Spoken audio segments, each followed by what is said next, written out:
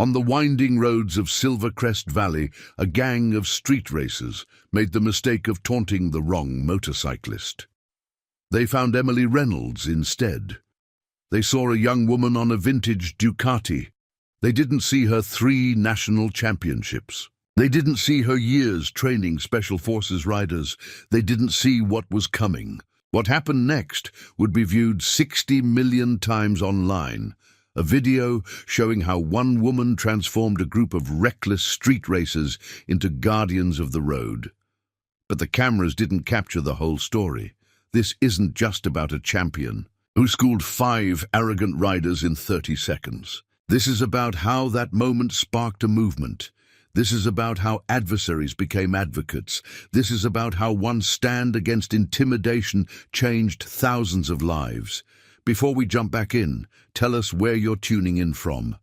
And if this story touches you, make sure you're subscribed, because tomorrow I've saved something extra special for you. The autumn sun cast long shadows across the twisting mountain roads of Silvercrest Valley, where Emily Reynolds guided her restored 1979 Ducati 900 SS with practiced precision. Her movements were fluid, each lean into the curves, calculated and clean, nothing about her suggesting anything more than a passionate vintage bike enthusiast enjoying a peaceful afternoon ride. Thomas Mitchell watched from his roadside repair shop, wiping his hands on the same rag he'd been holding for the past 10 minutes. After 3 years of knowing Em, as she preferred to be called, the Vietnam veteran had learned to read the subtle signs, the way she assessed road conditions with military thoroughness, how she always maintained optimal positioning for maximum visibility and control, the slight tension in her shoulders when unknown riders approached. "Perfect day for a ride, Em!" Thomas called out as she pulled into his shop's lot, her classic Ducati purring like a well-tuned orchestra. She'd already spotted the loose bolt on his vintage Indian Scout before he could mention it, her eyes catching details most people would miss. Emily wasn't most people. A group of younger riders occupied the far end of the lot, their modern sport, bikes gleaming under the autumn sun. Emily noticed how they clustered their bikes, positioned for quick exits, the way their helmets were placed for rapid access. It was the kind of detail that came naturally after years of training military. Riders in advanced defensive techniques, the carburetors running rich on the Scout. Emily's voice was soft but clear, already reaching for her tools before Thomas could answer. She'd memorized every regular customer's bikes, their quirks, their stories. Thomas stopped by every Tuesday. At sunset, always needed the same minor adjustments to keep his beloved Scout running smooth. "You're a blessing, Em," Thomas smiled, his weathered hands wrapped around a steaming coffee mug from the shop's small kitchenette. "Don't know how. You always spot these things." A mother and her teenage daughter pulled into the lot on a well-maintained Honda CB750, the girl's excitement evident as she examined the vintage bikes lined up for service. Emily noticed how the mother kept one hand near her phone, ready for any emergency. It was the kind of situational awareness Emily had drilled into countless Special Forces trainees. The shop's peace shattered as the roar of heavily modified sport bikes filled the valley. 7 members of the infamous Shadowrunners street racing crew rolled in, their machines customized for illegal racing at the expense of safety and control. Their leader, known simply as Ace, carried himself with the aggressive confidence of someone used to dominating the roads. Thomas's hand moved toward the phone in his pocket, but Emily gave him the slightest shake of her head. "Not yet." "Well, what do we have here?" Ace's voice carried across the lot. "Looks like we found ourselves a nice little gathering of weekend warriors." The other customers tensed. The mother instinctively moved closer to her daughter, while Thomas gripped his coffee mug tighter. "Oh, don't leave on our account." One of the Shadowrunners called out to the mother and daughter. "We're just here to show everyone how real riders handle these mountain roads." Emily continued working on the Scout, her movements unhurried but precise. She tracked the riders' positions in the reflection of Thomas's polished chrome fenders, noting how they spread out in a pattern that spoke of practiced intimidation. "Hey, vintage girl," Ace's voice boomed. "That's a sweet Ducati. Bet it'd look better with a real rider on it." Emily turned, wrench still in hand, her face a mask of professional calm. Years of training elite military riders had taught her to assess threats while maintaining composure. Every instinct honed through countless high-stakes situations was now focused on protecting the civilians in this small mountain community. The air crackled with tension as Ace approached, his crew spreading out behind him. Emily noticed how the mother tried to guide her daughter toward their bike, but one of the shadow runners had already moved to block their path. "Please, step aside." Emily's voice carried an authority that made several heads turn. It wasn't the voice of a vintage bike enthusiast anymore. Ace's eyes narrowed. "Or what? You going to make us?" Emily set down her wrench, her movements deliberate. "Sir, these people are trying to leave. I suggest you let them." "You suggest?" Ace laughed, but there was an edge of uncertainty in his voice. Something in Emily's stance had changed, subtle but significant. "You don't know who we are, do you?" "I know exactly who you are," Emily replied. "The question is, do you know who I am?" The tension in Thomas's repair shop reached a breaking point as Ace moved closer to Emily, his leather racing suit creaking with each step. His fingers brushed the edge of her Ducati's vintage tank, a deliberate provocation that made Thomas's jaw clench. "Nice restoration job," Ace smirked, running his hand along the polished chrome. "Shame to see such a classic wasted on someone who probably can't even handle its power." Emily's professional calm never wavered, but her posture had transformed. Gone was the quiet vintage enthusiast. In her place stood someone else entirely. Thomas recognized that shift. He'd seen it in fellow soldiers who could switch from peaceful to prepared in a heartbeat. "That's one mistake," Emily said softly. "Let's not make another." Ace's second-in-command, a lean rider with neon green accents on his racing suit, moved forward. "Boss, something ain't right about this one. The way she carries herself." The mother and daughter had reached their Honda, protected by Emily's careful positioning. Thomas watched from his workbench, his veteran instincts recognizing a professional at work. The security camera in the corner blinked silently, recording every moment. "Nobody makes a fool of me on my mountain," Ace growled, swinging a leg over. "Emily's Ducati. Let's see how your precious vintage handles under a real rider." Emily moved with liquid grace, her hand catching Ace's wrist before he could fully mount the bike. Her grip was precise, just enough pressure to stop him, not enough to escalate. "That's two," she counted calmly. The remaining shadow runners spread out, their formations revealing more about their inexperience than they realized. Emily noted their poor positioning, the way they left themselves vulnerable to their own crossfire of movement. "Who the hell are you?" Ace demanded, real uncertainty creeping into his voice as he found himself unable to break Emily's hold. "Someone who's given you 3 chances to walk away." Emily's eyes tracked every movement around her. "You won't get a 4th. One of the shadow runners lunged forward, reaching for Emily. She redirected his momentum with textbook precision, the kind of move she'd taught to countless military trainees. He stumbled, catching himself on Thomas's workbench and sending tools clattering to the ground. "National champion!" Thomas spoke up suddenly, recognition lighting his eyes. "That's where I've seen those moves. You're Emily Reynolds, 3-time national motorcycle racing champion, the one who trains special forces in advanced riding techniques." The shop fell silent. Ace looked between Thomas and Emily, reassessing everything he thought he knew about this confrontation. 8 years on the professional circuit, Emily confirmed quietly. "Now I train military riders instead of racing them, but some things don't change, like protecting people from reckless riding that puts lives at risk." The remaining shadow runners looked to Ace for direction, their usual bravado shattered by this unexpected revelation. "You think being some hotshot racer makes you better than us?" Ace's words carried less conviction now. "No," Emily replied. "I think choosing to protect rather than intimidate makes someone better. It's a choice you could make too." Thomas finally set down his coffee mug, moving to stand near Emily. "I hired her last year as my lead mechanic," he announced to the silent shop. "Best decision I ever made.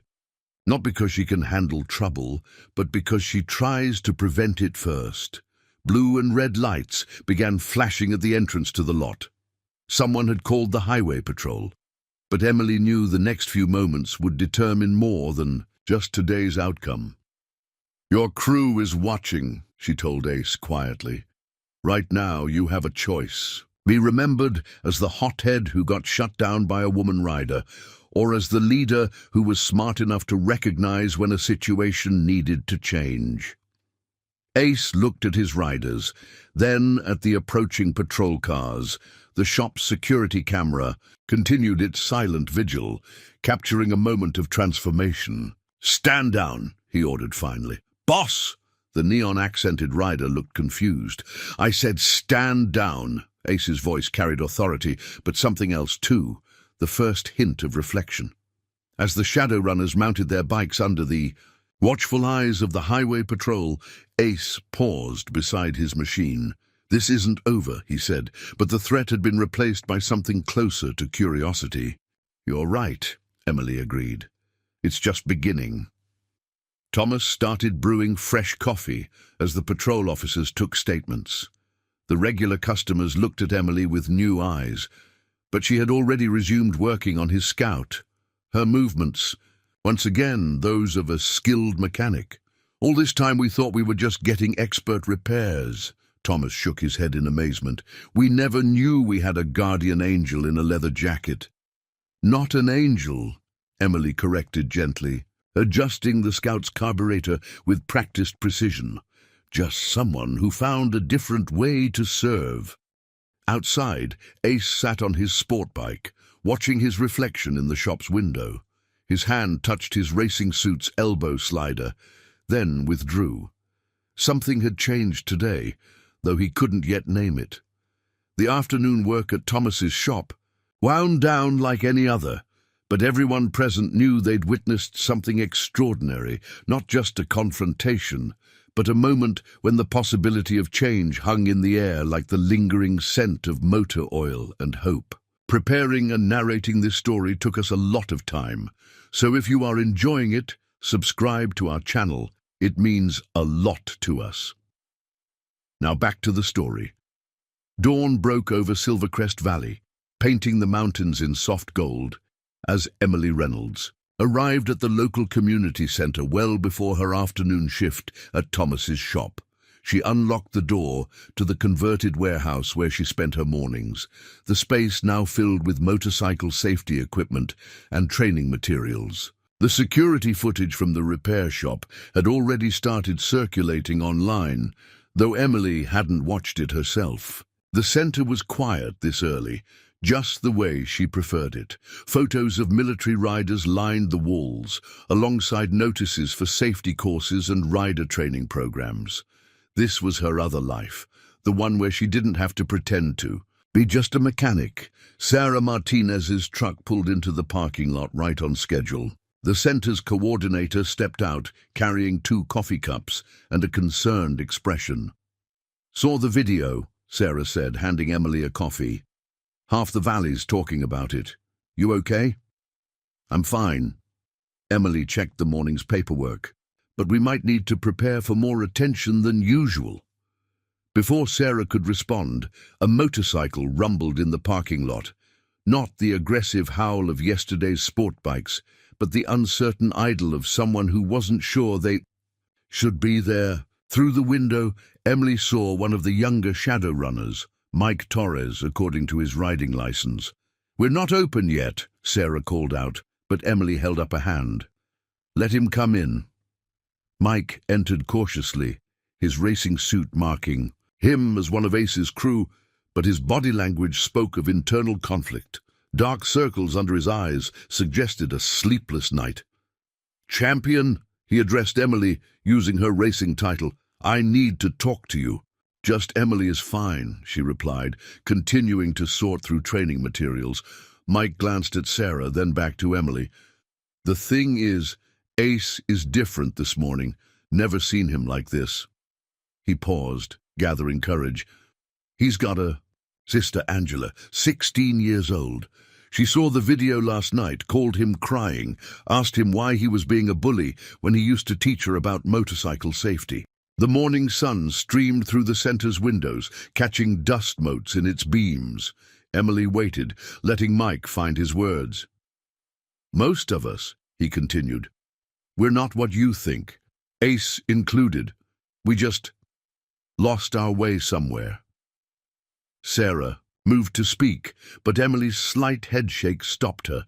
This was a moment that needed space to breathe. "I was in the Marines," Mike said suddenly. 2 tours, combat driver, came home, couldn't fit in anywhere. The shadow runners, they felt like brotherhood again. But last night, watching you..." He trailed off. "Watching me what?" Emily prompted gently. "You had all that skill, all that power, but you chose to protect instead of dominate, like my old sergeant would have done."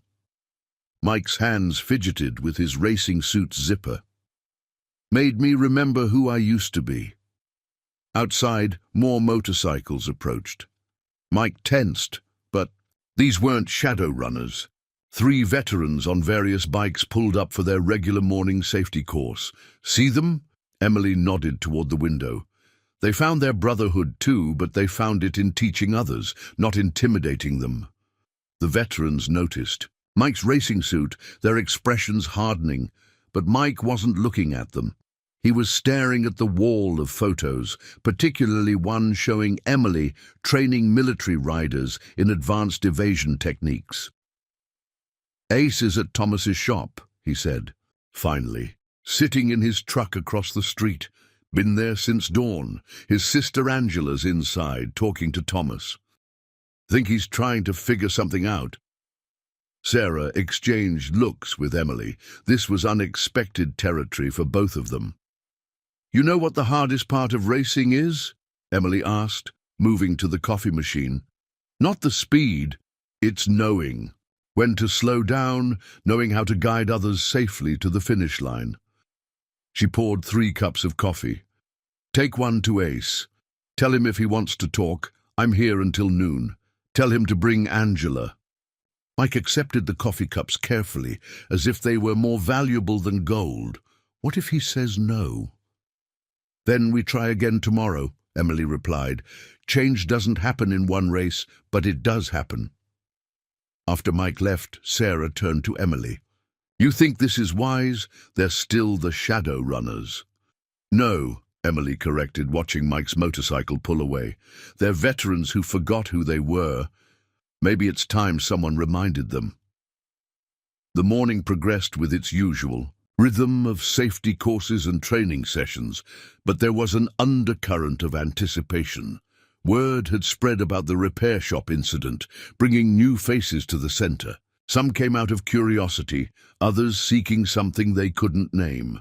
At 11:45, a truck pulled into the parking lot. Ace stepped out, still wearing his racing suit, but somehow looking smaller in the morning light. Behind him, Angela clutched a motorcycle safety manual, her eyes wide with hope. "Your coffee's getting cold," Emily called from the doorway. Ace looked at his sister, then back at Emily. The man who had tried to intimidate an entire repair shop now seemed unsure of his next move. "Angela has some questions," he said finally, "about what it means to ride the right way." Emily held the door open wider. "Then let's talk about riding, the real way." As Ace and Angela entered the community center, the morning sun caught the edge of Ace's Shadowrunners patch, a stylized street racer in full tuck.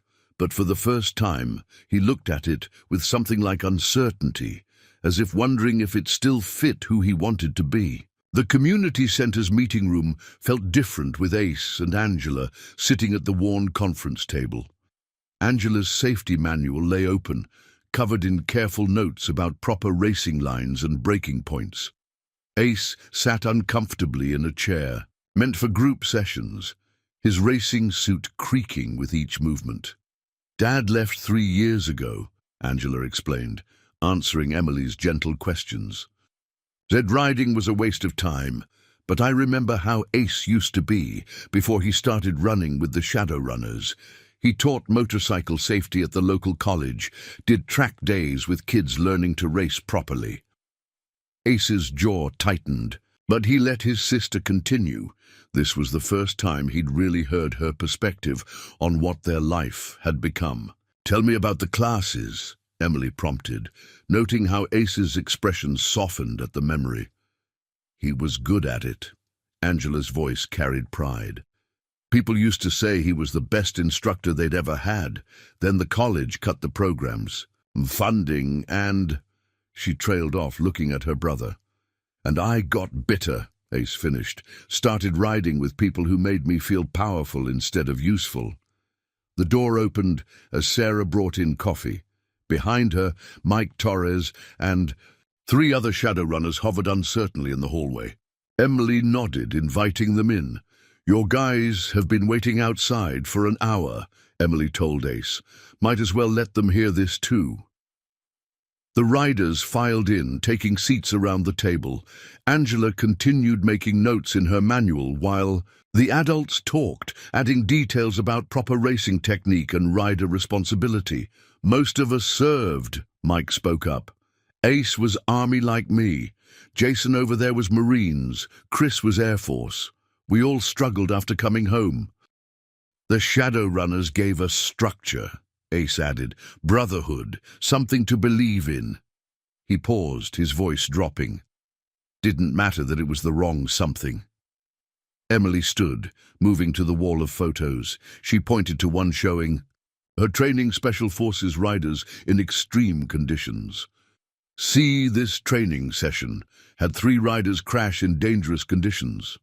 But every time they went down, they got back up safer and stronger.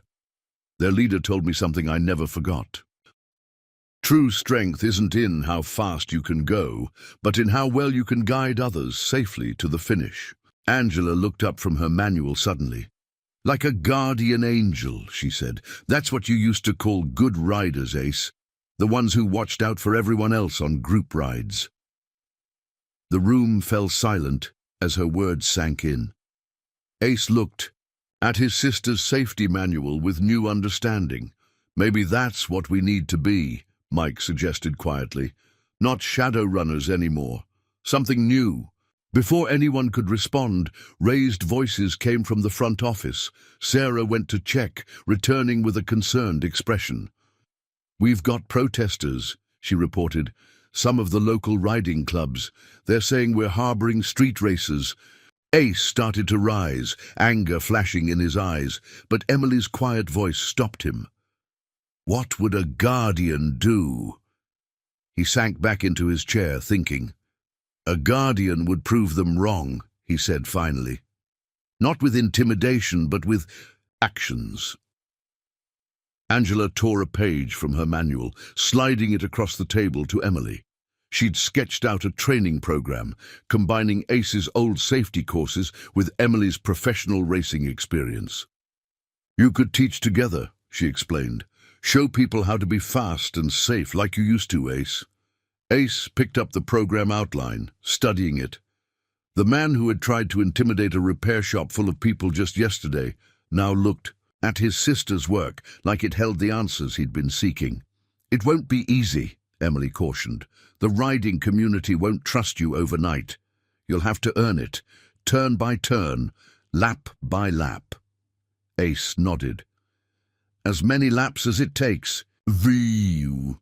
The protesters' voices faded as they dispersed, but their presence had sparked something. The riders around the table sat straighter, as if feeling the weight of potential change. "I still remember all the safety courses," Ace said slowly. "And some of our guys are certified mechanics. We could help new riders who need guidance." Teach maintenance classes, Mike finished. Give them something productive to focus on. Sarah, who had been quietly observing, finally spoke. The center's been trying to start a proper rider training program. Never had the expertise to get it running until now. Or the right guardians, Emily added, meeting Ace's eyes. Angela beamed, adding final touches to her program outline. See, Ace, you can still be a leader, just leading towards something good this time. The morning light had shifted, casting long shadows across the conference table. Where Ace had entered looking uncertain, he now sat with purpose. The other riders leaned forward, engaged in discussion about logistics, training programs, community outreach. First step, Emily announced, is showing Silvercrest Valley that you're serious about change. Actions, not words. Ace stood, his decision made. Mike, get the word out. Meeting at our usual spot tonight. Anyone who wants to be part of this new program needs to understand what it means. No more street racing, no more intimidation. We're going to protect riders, not endanger them. As the riders filed out, energized with new purpose, Angela hung back. She placed her safety manual on the center's bulletin board, right next to Emily's racing championship photo. Sometimes the strongest thing isn't going fastest, she said wisely. Sometimes it's helping others find the right speed. The Shadowrunners' gathering spot had stood as a symbol of street racing culture on the outskirts of Silvercrest Valley for 3 years. Tonight, its character changed with every piece of racing memorabilia the members carried out.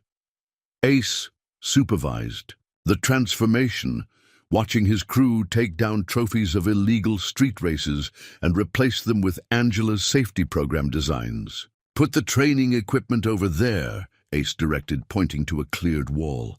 The maintenance benches go by the windows. We need good light for the safety inspections.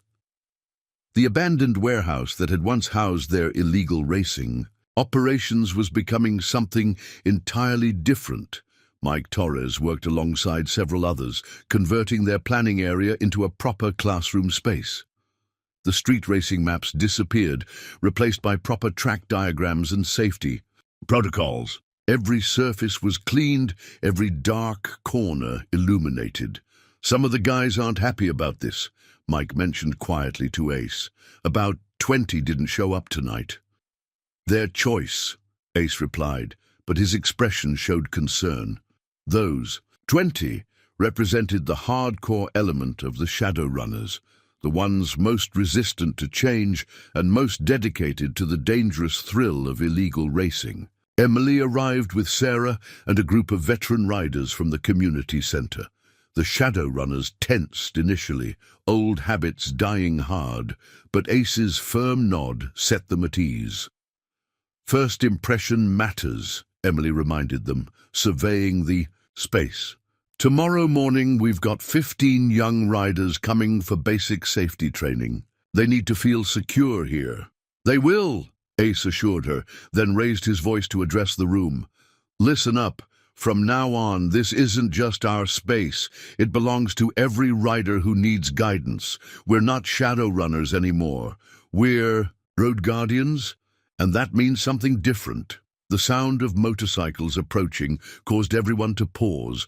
Through the windows they saw members of the Velocity Kings, their main street racing rivals, pulling up outside. Their leader, Marcus Chen, killed his engine but kept his hand near his jacket. "Ace," he called out, "we need to talk about these rumors we're hearing." Ace started toward the door, but Emily's voice stopped him. "Remember who you're choosing to be." He nodded, then stepped outside, leaving his racing suit unzipped as a sign of non-aggression. The other Road Guardians watched anxiously through the windows. "What happened to you?" Marcus demanded. "First you let some woman rider school you. Now you're running some kind of safety program." "Not a program," Ace replied calmly. "A purpose. Most of these young riders are just like we were, Marcus, looking for something to belong to, something worth riding for." "You've gone soft," Marcus spat, but there was uncertainty in his voice. "No," Angela's voice rang out as she emerged from the warehouse. My brother's gone strong, real strong, not fake strong. Marcus stared at the 16-year-old standing fearlessly before a dozen street racers. Behind her, the newly christened road guardian stood ready, but not threatening. "You remember why you started riding, Marcus?" Ace asked quietly. "Because I do. You were Air Force, weren't you, before all this?" Marcus's tough facade cracked slightly. "That was a different life. Doesn't have to be. Tomorrow morning, we're teaching proper racing technique to young riders who can't afford track time. Who could use someone with Air Force precision in the instruction team." The tension held for a long moment, then broke as one of Marcus's younger riders spoke up. "I wouldn't mind learning proper technique, boss. My cornering's been sloppy." Inside, Emily watched the exchange with Sarah. "This is the real test," she murmured. "Not just changing themselves, but influencing others." The Velocity Kings eventually left without incident, but Marcus's parting words hung in the air. "This isn't over, Ace. Silvercrest Valley isn't big enough for two different kinds of riders." As the evening progressed, more changes took shape. A schedule board went up listing maintenance classes, safety courses, and training sessions. The Road Guardian's new patches were simple but powerful. A rider helping another through a difficult turn. Sarah called out, checking her phone. "Thomas just messaged. His shop is offering free safety inspections to any rider who shows up for tomorrow's class." "The shop's becoming neutral ground," Mike observed. "Like those bases in old westerns where everyone could meet in peace."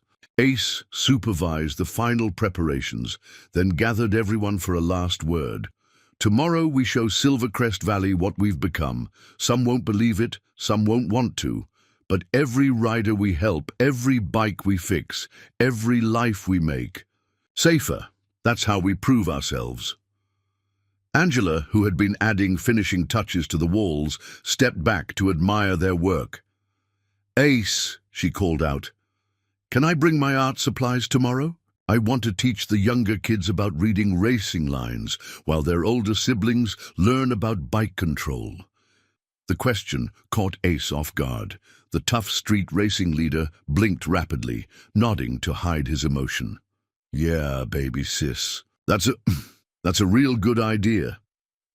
Later, as the transformed warehouse stood quiet under the stars, Emily found Ace sitting alone, staring at his old Shadowrunner's patch. "Having doubts?" she asked. "No," he replied slowly. "Just thinking about all the time I wasted trying to earn respect through fear. My sister's shown more real strength in 2 days than I have in 3 years. That's because she sees you clearly," Emily said. "Not who you became, but who you really are." A text lit up Ace's phone. Marcus calling an emergency meeting of all local racing crews. The message was clear. Not everyone was ready to accept the Road Guardian's transformation. "Tomorrow is going to be interesting," Ace sighed. "Tomorrow is going to be necessary," Emily corrected. "Change doesn't come without resistance. The question is, are you ready to guide others through it?" Ace looked around the transformed warehouse, at the spaces cleared for learning instead of racing, at his sister's safety diagrams spreading hope across the walls. "We're ready," he answered, and for the first time in years, he felt the truth of his words. Dawn broke over the Road Guardian's training center as Ace and his crew made final preparations. Tools gleamed on newly organized workbenches, and the morning light caught the fresh paint on the walls. 15 motorcycles in various states of tune waited in the training area, each representing a young rider seeking proper guidance. The first arrival wasn't a student, but Mrs. Reeves, an elderly woman clutching a worn racing jacket. "It was my son's," she explained, her voice quavering. "National-level racer before the accident. Been sitting in my closet since we lost him. I can't bear to throw it away." Ace approached carefully, his imposing frame softened by genuine interest. "Professional racer?" he asked, noting the championship patches on the sleeve. "3 seasons at the top level." He used to say the most important thing about racing was teaching others to do it safely. She paused, gathering strength. "I saw your video online, the way that champion rider handled things. It reminded me of him." "Then let's honor his memory," Ace replied, gently taking the jacket. "We'll display it here, remind every young rider that true skill comes with responsibility." More visitors began arriving, young riders from the valley, families bringing bikes that needed safety. Inspections, even a few curious onlookers. Mike Torres greeted each one, his former street racing demeanor replaced by earnest welcome. Angela had set up her art corner, quickly drawing in younger siblings with diagrams of proper racing lines and brake markers. "We're designing safety posters," she announced, "for when your brothers and sisters join the Road Guardians family." Emily watched from the entrance as Sarah checked in newcomers. The transformation was promising, but she noticed tension in the parking lot. Members of 3 other street racing crews observed from their bikes, their expressions ranging from skeptical to hostile. "Incoming," Sarah murmured, as Marcus Chen's Velocity Kings roared up, 20 strong. "Here for the class?" Ace asked calmly, wiping grease from his hands. "Here to remind you what you're throwing away," Marcus growled. "All the respect, all the fear, everything we built." Before Ace could respond, Mrs. Reeves stepped forward. "Young man," she addressed Marcus, "would you have helped me honor my son's memory? Would your respect and fear have taught these children how to ride safely?" Marcus faltered, caught off guard by the elderly woman's directness. Inside, the first training session was underway. Ace moved between workstations, his expertise evident as he guided young riders through basic maintenance and safety checks. The atmosphere shifted from tense to focused. The shared work building unexpected bridges. "See this brake fluid?" he showed a teenage girl. "Your racing instincts apply here. Same attention to detail, same need for precision, like reading a corner entry." She nodded, understanding flooding her features. Angela's art session had evolved into something more meaningful. The children were drawing their older siblings' stories, motorcycles carrying riders safely home, guardians watching over new races. One boy's drawing showed his sister winning her first legal track day. "Dad," Angela called out, "can we help make his drawing real?" Ace studied the artwork, then the boy's sister, a nervous teenager who'd never had proper training. "We've got experience setting up race bikes for beginners." He turned to Marcus, still watching from the doorway. "Unless you think that makes us soft." Marcus's eyes moved from the drawing to the teenager, then to his own crew members.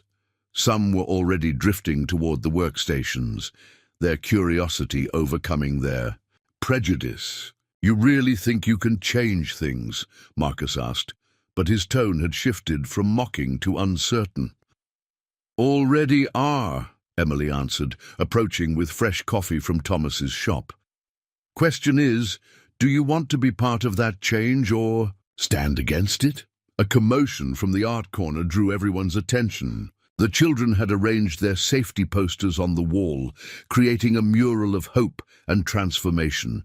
Riders and families alike stood silent, seeing their community's potential through innocent eyes. "You know what?" One of Marcus's younger riders spoke up. "My cousin's been asking about learning to race. Maybe I could bring him by." The tension cracked further as more Velocity Kings members began asking questions about the program. Marcus watched his influence shifting, his certainties crumbling. A young rider's properly maintained bike roared to life for the first time in months, its sound bringing pride to her face. "That's how it should sound," she whispered, then looked around the transformed warehouse. "All of this is how it should be." By afternoon, Thomas's repair shop was packed with an unlikely mix. Street racers, families, young riders, all sharing coffee and stories. Thomas himself worked the counter, beaming as former rivals found common ground over maintenance tips and racing stories. "Claire," Emily said quietly to Sarah, watching the scene, "we're going to need a bigger space, word spreading to neighbouring towns already." "On it," Sarah replied. "Got 3 calls from other community centres asking how to start similar programs." Marcus overheard them as he refilled his coffee. "The Velocity King's warehouse was bigger than this," he mused. "If I come around." "One turn at a time," Emily cautioned. "Change has to be earned, not forced." Outside, Angela sat with Marcus's teenage nephew, teaching him to draw proper racing lines. The boy added unexpected details: safety gear, proper techniques, learning instead of showing off. "Your uncle was a champion once," she told him. "Maybe he still is, just forgot for a while. Like my brother did." Marcus, watching from his bike, finally dismounted. "Ace," he called out, "about that training class. Got room for a few more students?" The Road Guardians had survived their first real test, but bigger challenges loomed. News vans were pulling. Up outside, drawn by the story of transformation, change was coming to Silvercrest Valley, ready or not. News cameras clustered outside the Road Guardians training center, drawn by the unlikeliest story in Silvercrest Valley's history. Inside, Ace faced his greatest challenge yet. Not confrontation, but conversation. Local reporters wanted interviews, and the former street racing leader struggled to find the right words. "Just tell them the truth," Emily advised, watching him adjust his racing suit's collar for the 5th time. "No fancy speeches, no prepared statements, just why you changed." Before Ace could respond, the center's door burst open. Jenny Martinez, a teenage rider they'd been working with for weeks, rushed in with a broad smile. "It worked," she announced. "The race techniques you taught me. I qualified for my first legal track day." The news crews captured the moment as Jenny described her journey from street racing wannabe to proper track racer. Ace's nervousness about the interview faded as he explained the techniques they'd taught her, his expertise and passion shining through. "This is what the Road Guardians are about," he told the cameras. "Not just teaching racing, but guiding riders to do it the right way, helping them find legal speed safely." In the background, Marcus watched with his teenage nephew, both still wearing Velocity King's patches, but spending more time at the Road Guardian Center than their own. The boy had become a regular at Angela's racing line tutorials, his diagrams showing proper track techniques instead of illegal street routes. "Your old man's different," Marcus commented to Ace during a break in interviews. "Never thought I'd see you on the news, talking about safety instead of street racing records." "You're here, aren't you?" Ace replied. "Something's different about you too." Sarah arrived with news from the community center. 5 more racing crews from neighboring counties called. They want to know how to start their own programs. And the city council reached out. "They're offering us the old motorsports complex for expansion." The transformation was spreading, but so was resistance. A group of hardcore street racers who'd rejected the change had begun causing trouble in nearby towns, trying to maintain their dangerous reputation. "They're making a point," Mike reported, "saying we've betrayed everything street racing stands for." "No," Ace countered, watching Jenny help another young rider master proper racing technique. "We're finally standing for something real." Thomas's repair shop had become command central for their expanding operations. The usual afternoon lull was filled with road guardians and families planning their first charity track day. Angela sat in her usual corner, teaching younger kids about racing history while their parents talked logistics. "Look at this," she called out, holding up a child's drawing. It showed the Road Guardians leading a parade of motorcycles, but instead of street racing, they rode in formation on a proper racing circuit. "Got the track day schedule planned," Mike announced, spreading a map across the counter. Hitting 5 racing schools in 3 counties. Already got 40 bikes committed. 50, Marcus corrected quietly. Everyone turned to stare at him. What? Some of my guys. They want to help, if you'll have us. The bell above Thomas's door chimed as Mrs. Reeves entered, racing leathers replacing her usual attire. Make that 51, she announced. My son's race bike is ready, and I think it's time someone used it to teach again. Ace looked around the shop at the mix of racing suits and family members, at children drawing hope into existence, at former rivals planning to ride together. We're going to need a bigger parking lot. Already talked to the dealership next door, Thomas grinned. They're letting us use their lot for event days. Seems someone fixed the owner's daughter's race. Bike for free last week. The news crews outside had captured an unexpected story. Instead of the planned piece about reformed street races, they witnessed the birth of something larger. Young riders finding proper guidance. Children bridging divides their parents thought permanent. A community healing itself. Still think we've gone soft? Ace asked Marcus as they watched more bikes arrive. Think you've gone strong, Marcus admitted. Different kind of strong than before. Like that champion racer tried to tell us. Emily, adjusting a young rider's body position in her usual quiet way, smiled at the conversation.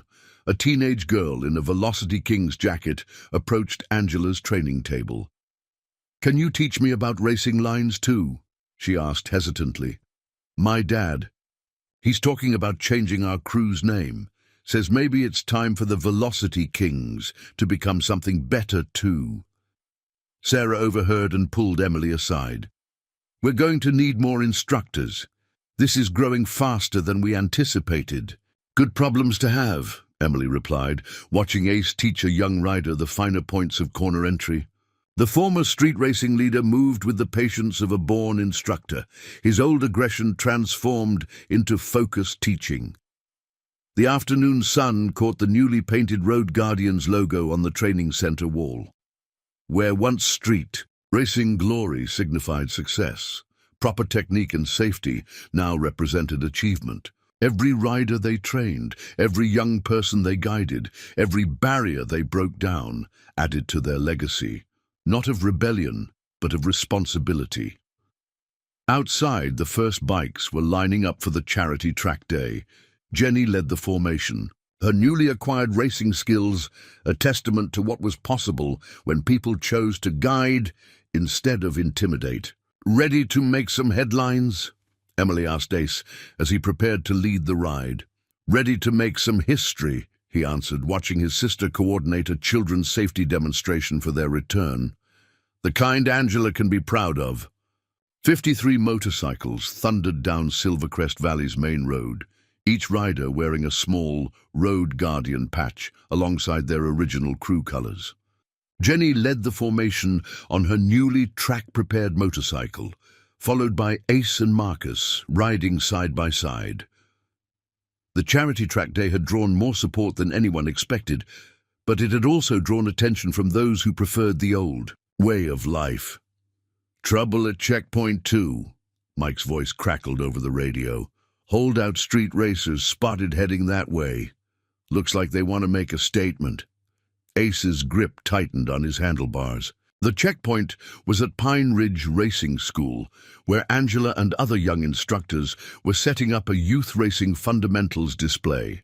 Sarah was there too, coordinating with local racing schools. This is their big play. Emily's calm voice came through the radio. She was riding sweep, watching their backs. How we handle this defines everything we've built. The formation approached Pine Ridge, the rumble of their engines drawing people out of homes and businesses. Up ahead, a group of motorcycles blocked the road, the hardcore element that had rejected the Road Guardian's transformation. Dad, Angela's voice on the radio. The young riders here, they're asking if they should call the police. Ace clicked his radio. No, we handle this our way, the right way. He turned to Marcus, ready to prove what kind of leaders we really are. The formation slowed but didn't stop. Jenny, still in the lead, rolled her race-prepped bike forward until she faced the blockade. Behind her, Road Guardians and reformed Velocity Kings members moved in perfect formation, their unity a stark contrast to the chaos their opponents represented.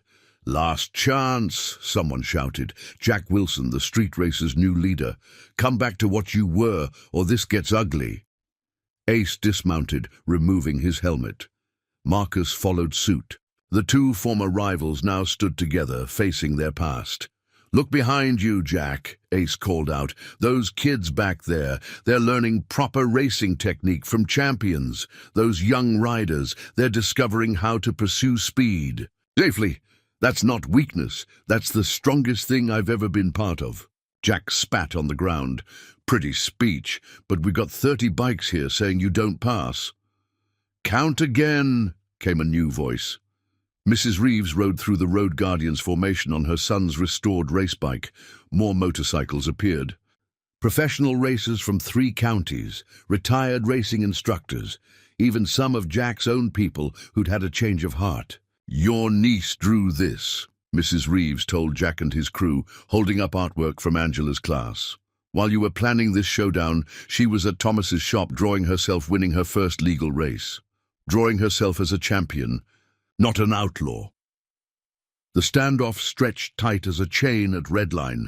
Then something unexpected happened. A young street racer removed his patch, revealing a racing school instructor's shirt underneath. "My daughter's in that safety class," he said quietly. "First time she's been proud of me since I quit professional racing." One by one, bikes pulled, away from Jack's blockade. Not all, some remained clinging to their anger, but enough moved that the message was clear. "Your choice," Ace told the holdouts. "Stay angry, stay stuck, or ride with us, help build something better." Jack gunned his engine in fury, but he was leading fewer than 10 bikes now. The path was clear, and the charity ride rumbled on. At Pine Ridge Racing School, Angela's racing fundamentals display had grown. Children of racers, former rivals, and worried parents had spent the delay adding to it. The walls were covered with racing lines and safety techniques, each one telling a story of transformation. This is what they were trying to stop, Sarah told the gathered crowd, gesturing to the young riders practicing proper technique. Not a motorcycle ride, hope itself. The event continued, bigger than planned. Local news crews captured professional racers teaching youth classes, former enemies sharing racing tips, families reconnecting over shared purpose. But they also captured quieter moments. Ace helping Jack's niece find the right racing line. Marcus teaching young riders about responsibility instead of rebellion. "You know what really changed?" Mrs. Reeves asked Emily as they watched the scene unfold. "It's not just the riders, it's the whole valley. We're remembering who we can be." Later at Thomas's shop, the expanded Road Guardian family gathered to celebrate. The charity track day had raised funds for youth racing programs, but it had accomplished something more valuable. It had proven that change, once started, couldn't be stopped by force. "Got something to show you?" Angela announced, unveiling her latest work. It showed the Road Guardian's journey from street racing to mentorship. But the heart of the image was simple. People helping others find the right path. "That's what we're really passing on," Ace realized. "Not just racing techniques or safety protocols, the understanding that everyone can choose a better way, and choosing it together takes us further." Emily served as lead instructor for the final session. As the sun set, her quiet expertise a reminder of how everything had started. "Some things change," she observed, watching a young rider master a challenging technique. "Some stay the same. The trick is knowing which is which." The decision crystallized as Ace watched the evening program. Mike teaching new riders, Marcus coordinating with racing schools, Angela inspiring the next generation. Each carrying the spirit of proper, racing in their own way. "Ready for what comes next?" Sarah asked, reviewing the next day's schedule. Ace looked around at his transformed family. Not just Angela and his crew, but every person who had chosen to ride the right way. The future wasn't about leaving their past behind. It was about using it to guide others toward something better. Always, he answered. That's what guardians do. The morning light streamed through Thomas's shop windows, just as it had that first confrontation 2 weeks ago. Emily moved between workstations with the same quiet precision, guiding young riders through maintenance checks. But today was different. Ace's phone lay on the counter, displaying a message that would change everything again. The National Racing Association wants to officially partner with us, he announced to the morning crew. They've seen what we're doing with youth outreach. They want to help expand the program nationally. The news rippled through the shop as Road Guardians and Reformed Velocity Kings members gathered for their morning briefing. Angela worked on her latest safety manual, showing younger riders how to read racing lines, while Sarah coordinated with racing schools across 3 counties. National backing means real resources, Mike observed. Professional training tracks, proper equipment, everything we've been scraping together on our own. But before they could celebrate, Jack Wilson's holdout crew made their move. Reports came in of street racing incidents in neighboring towns, each one more reckless than the last. They weren't just racing anymore. They were making a statement against everything the Road Guardians stood for. Got injured riders at County Memorial, Sarah reported grimly. 2 teenagers tried copying their stunts. They're stable, but it could have been worse. Emily found Ace in the workshop, rebuilding a crashed bike's front end. This is the real test, she said quietly. Not just succeeding, but handling success responsibly. The bigger we get, the more some will try to prove we're wrong. The morning's training session paused as Marcus received urgent news. The remaining street racing crews had called for a midnight run, a massive illegal race through residential areas. They were challenging everything the Road Guardians had built. Call the police, someone suggested, but Ace shook his head. No, we handle this the Guardian way. Those kids racing tonight, they're doing it because they feel locked out of real racing, so we give them a better option. Angela looked up from her safety diagrams. The abandoned airstrip, she said suddenly. The one where you used to race, Ace? We could set it up properly. Safety barriers, medical staff, real racing instruction. Turn their challenge into an opportunity, Emily nodded. But it has to be more than just a one-night solution. Thomas stepped forward, pulling out old blueprints.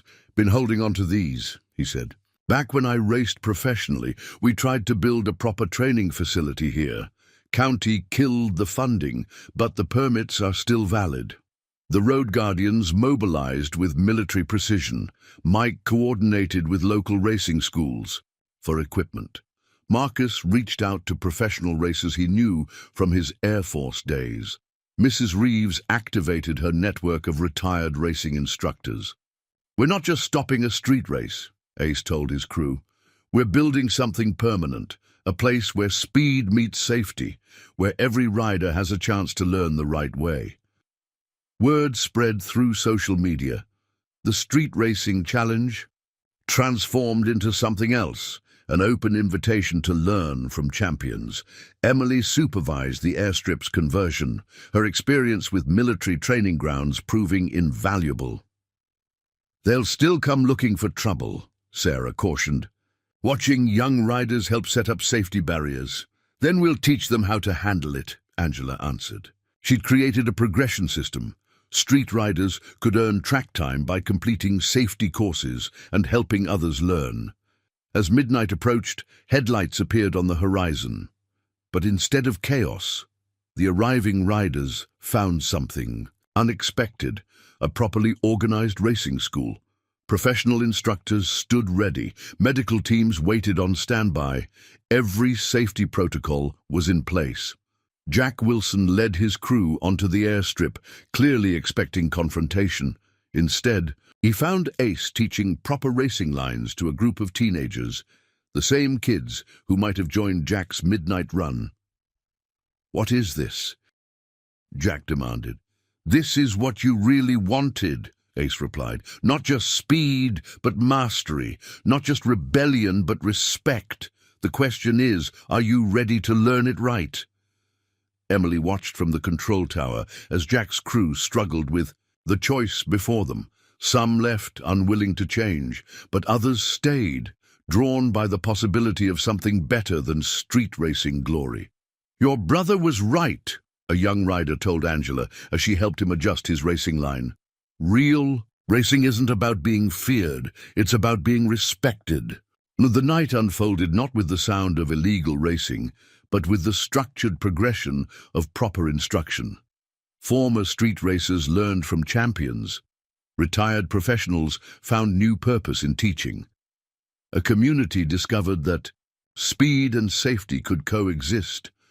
"Look at this," Mrs. Reeves called out, showing Emily her phone.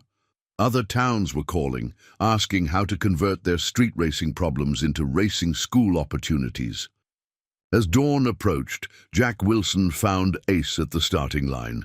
"Maybe," he said slowly, "maybe there's room for one more student." The morning sun revealed something extraordinary. Not just a prevented street race, but the beginning of a permanent change. The airstrip would become their official training center, a place where the Road Guardian's influence could grow properly and safely. "Ready for what comes next?" Emily asked, watching young riders help clean up from the night's activities. Ace looked at his sister teaching racing lines, at former rivals working together, at a community united by proper racing technique instead of divided by street racing rivalries. "Always," he answered, "as long as we guide others to rise with us." Professional racing transporters lined the newly paved access road to the Road Guardian's training center, their polished sides reflecting the morning sun. National Racing Association officials toured the converted airstrip, while camera crews captured what they called the Silvercrest Valley phenomenon. But in Thomas's shop, where everything had started, Emily faced an unexpected challenge. "They want to standardize the program," she told Ace, reviewing the thick contract from the NRA. "Corporate sponsors, official merchandise, franchise training centers.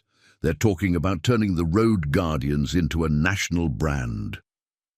Ace studied the proposals spread across the workbench, where he'd first learned about proper maintenance.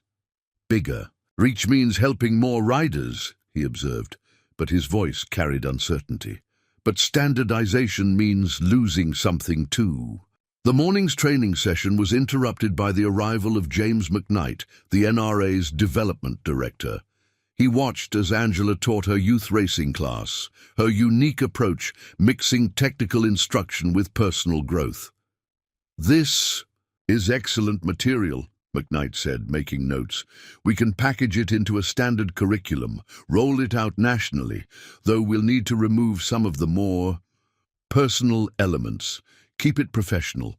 Angela looked up from helping a young rider understand racing lines through art. "But the personal elements are what make it work," she protested.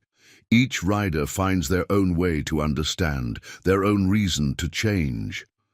Outside, more transport. Trucks arrived. Marcus, overseeing the advanced riding course, noticed how their corporate logos dominated the landscape where Mrs. Reeves's son's racing jacket had once hung alone. "They're talking about proper uniforms," Mike reported, joining Marcus by the track. "Said our mixed patches send the wrong message, want everyone in official Road Guardian gear." Sarah coordinated with racing schools across the country from her makeshift office in Thomas's back room. 10 more facilities want to start programs," she announced, "but they're asking about franchising fees, corporate structure. They're missing the point." The tension came to a head during the afternoon session. A group of young riders who'd recently left street racing watched as corporate representatives measured the facility for branded signage. "This isn't what changed us," one former street racer said quietly. "It wasn't about fancy equipment or official programs. It was about people who cared enough to show us a better way. Emily found Ace in the workshop, rebuilding a young rider's crashed bike, the kind of personal touch the standardized program wouldn't have time for. "Remember what you told Jack that night at the airstrip?" she asked. "About real racing being about mastery and respect?" "Corporate sponsorship could fund programs nationwide," Ace replied, but his hands stayed busy with the repair work that had helped so many young riders. "But you can't franchise heart." The day's crisis arrived with McKnight's presentation. To the gathered road guardians, professional slides showed projected growth, revenue streams, and standardized training modules. But when he reached the slide about brand consistency, Angela stood up. "Look at this," she said, leading McKnight to her art corner. Young riders had covered the walls with their stories, personal journeys from street racing to proper technique, each one unique. You can't standardize transformation. It happens one person at a time, each finding their own reason to change. Mrs. Reeves stepped forward, her son's racing jacket still displayed prominently. "When my son taught racing," she said, "he knew every student's name, their fears, their dreams. That's what made him effective. That's what these road guardians do too." Thomas emerged from his office with weathered photographs. "Been around racing all my life," he told McKnight. "Seen programs come and go. The ones that last, they're not about systems. They're about soul." The corporate team watched as Emily led an advanced session, her quiet expertise drawing out each rider's potential in different ways. They saw Marcus working one-on-one with former rivals, building trust. Through shared experience, they witnessed Ace helping a nervous teenager find confidence through proper technique. "Your metrics are impressive," McKnight admitted, watching the program in action, "but they don't capture what's really happening here." "Because you can't measure transformation in spreadsheets," Angela explained, showing him a young rider's progress through their artwork. "You can't franchise hope." As evening approached, Ace gathered the road guardians for a decision. The corporate contract sat unopened on Thomas's workbench. "National backing means reaching more riders," he acknowledged. "But not if it means losing our soul. Every person here changed because someone took the time to understand their journey. That's not something you can standardize." Emily stepped forward. "Maybe there's a middle way. We can share our knowledge, support other programs, but let each community find its own path. Guide them like we guide riders, with respect for their unique journey." The solution emerged organically. The road guardians would partner with the NRA but maintain their independence. They would share their experience but encourage each program to develop its own character. The focus would stay on personal transformation, not corporate expansion. "Think they'll understand?" Sarah asked, as the corporate teams packed their presentations. Ace watched Angela teaching a new group of young riders, each finding their own way to understand racing lines through art. He saw Mike helping former street racers discover the satisfaction of proper technique. He witnessed the daily miracle of personal transformation. "They will if we show them," he answered, "just like we show every rider, one person, one story, one change at a time." The morning sun illuminated an unexpected scene at the Road Guardians Training Center. While corporate logos had been politely declined, something more meaningful took their place. A wall of racing jackets, each donated by professional riders who'd heard their story. At the center hung Mrs. Reeves's son's jacket, now surrounded by others who shared his vision of teaching racing the right way. Emily arrived early to find Ace already working with a young rider, teaching him how to read tire wear patterns. The National Racing Association's development team had left yesterday, but their departure marked a beginning rather than an end. "Got something to show you?" Sarah called from the office, spreading out a map marked with dozens of points. "These aren't franchise requests anymore. They're communities asking how to start their own programs, their own way. They saw how we stood our ground, chose authenticity over expansion. Before they could discuss further, Marcus rushed in, his expression tense. "We've got a situation at Cedar Grove. Remember that corporate training center that tried to copy our program? They're shutting down. 20 young riders, halfway through their safety courses, about to be turned away." Ace straightened from the tire inspection. "How far is Cedar Grove?" 2 hours north, Marcus replied. "But it's not just about distance. These kids trusted the system, paid their fees, thought they were getting a real chance. Now they're talking about going back to street racing." Angela looked up from her morning art session. "Dad, remember what you told that corporate team about transformation happening one person at a time?" "Get the transport vans ready," Ace decided. "If they can't come to us, we'll go to them." The response mobilized with practiced efficiency. Road Guardians loaded training bikes, while Sarah coordinated with Cedar Grove's local riders. Mrs. Reeves activated her network of retired racing instructors living in the area. "This is why we stayed independent," Emily observed, helping load safety equipment. "Corporate programs can shut down. Guardian spirit doesn't." They arrived at Cedar Grove to find a scene of disappointment turned to hope. The 20 young riders, still in their half-finished corporate training gear, watched in disbelief as the Road Guardians convoy arrived. "Heard you folks were looking for real racing instruction," Ace announced, stepping down from the lead van. "Not just a program, but a path forward." Thomas, who'd insisted on coming despite the distance, started evaluating their training bikes. "Good machines," he assessed, "just needed people who cared about more than profit margins to maintain them properly." The transformation began immediately.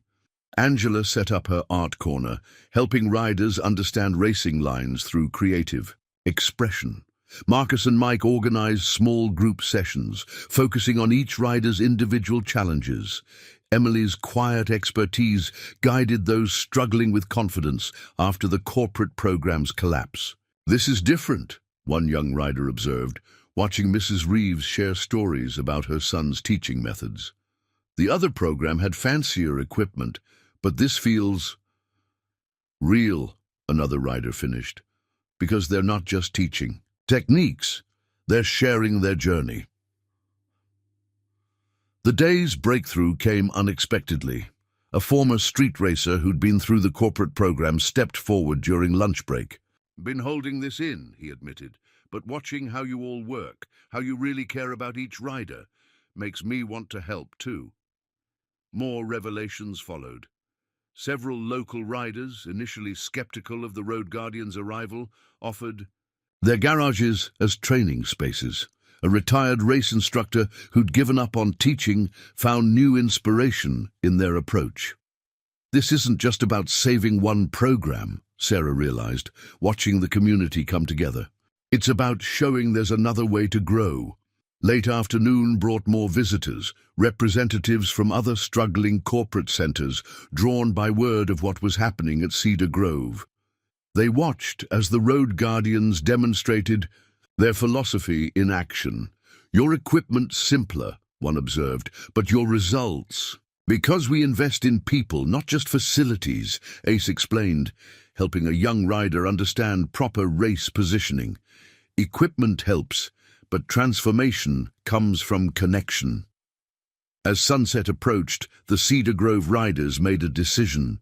They removed their corporate training patches, but instead of replacing them with Road Guardian badges, they created something new, a design that honored both their local community and the Guardian spirit that had helped them. "This is what we meant," Emily told the watching corporate representatives. "Each community finds its own way, but the heart stays the same." The day ended with an impromptu training session under portable lights. Local riders worked alongside Road Guardians, each contributing their unique experience.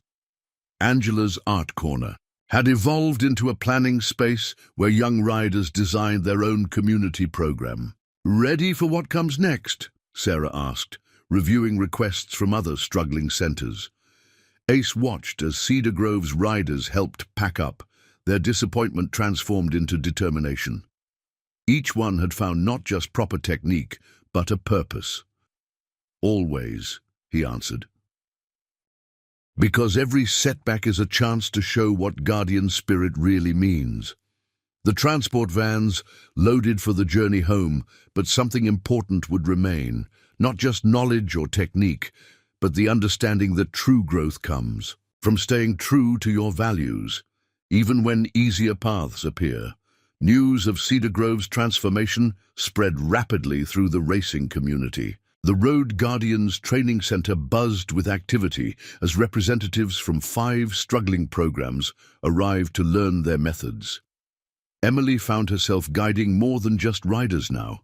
She was teaching other instructors how to connect with their students on a deeper level. The morning's calm shattered when Jack Wilson's motorcycle roared into the parking lot. The former street racing leader hadn't been seen since the night at the airstrip, but something had changed. Behind him rode 3 young riders, their bikes bearing the marks of recent crashes. "Found them racing in Millbrook Canyon," Jack explained, his voice carrying unexpected concern. "Same place I used to run, but the road's gotten worse. Guardrails are failing. They need proper training before someone gets killed."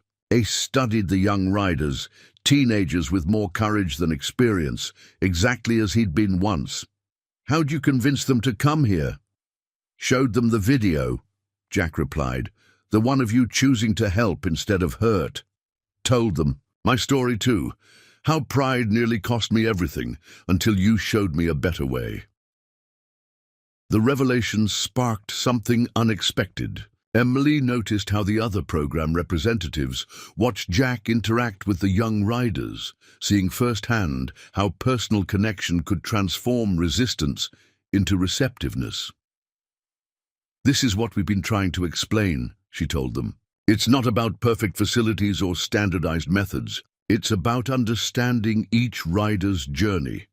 Sarah arrived with more news that would test their approach. Corporate centers are closing across 3 states. Their investors saw better returns elsewhere, but these communities still need proper training, especially with street racing on the rise again. Angela, working with her morning youth group, looked up from their safety diagrams. "Dad, remember what the Cedar Grove Riders created?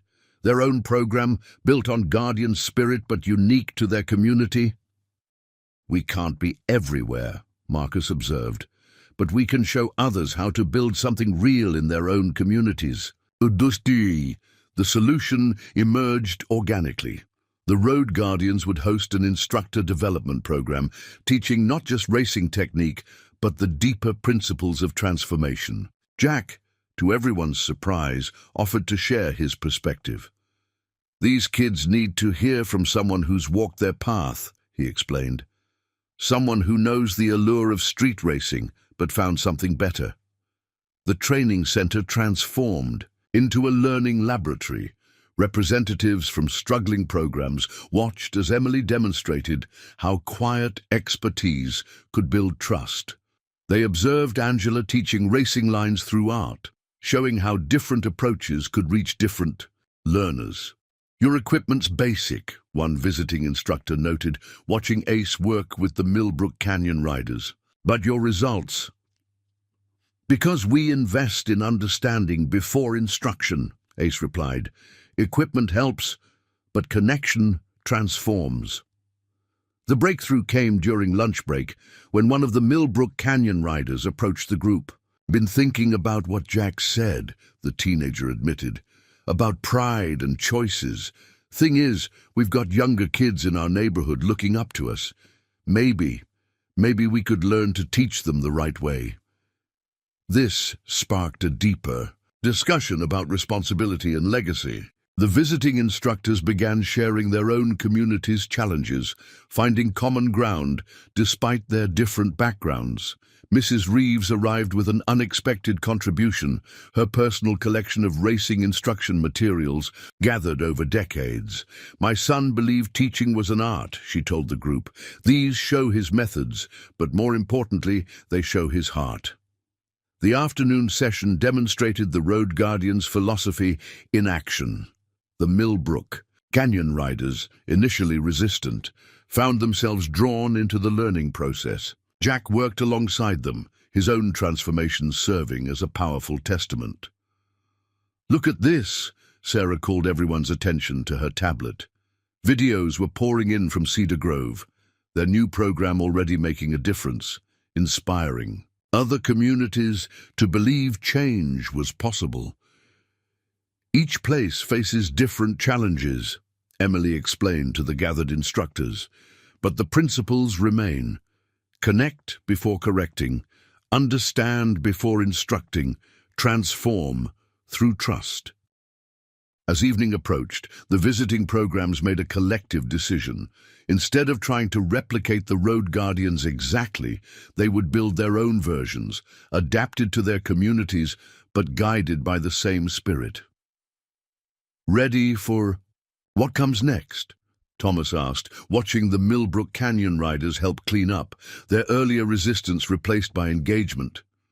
Ace observed Jack working with the visiting instructors, sharing insights that only someone who'd made the journey from street racing to mentorship could provide. He saw Angela teaching younger riders not just technique, but responsibility. He witnessed Emily's quiet guidance, inspiring others to find their own teaching voice. "Always," he answered, "because every challenge shows us new ways to rise together." The day ended with an impromptu demonstration. The Millbrook Canyon riders, working with their former rival Jack, showed how much they'd learned, but more importantly, they showed how much they'd changed, their desire for speed now tempered with wisdom. "This," Emily told the departing instructors, "is what guardian spirit really means, not just teaching skills, but transforming lives."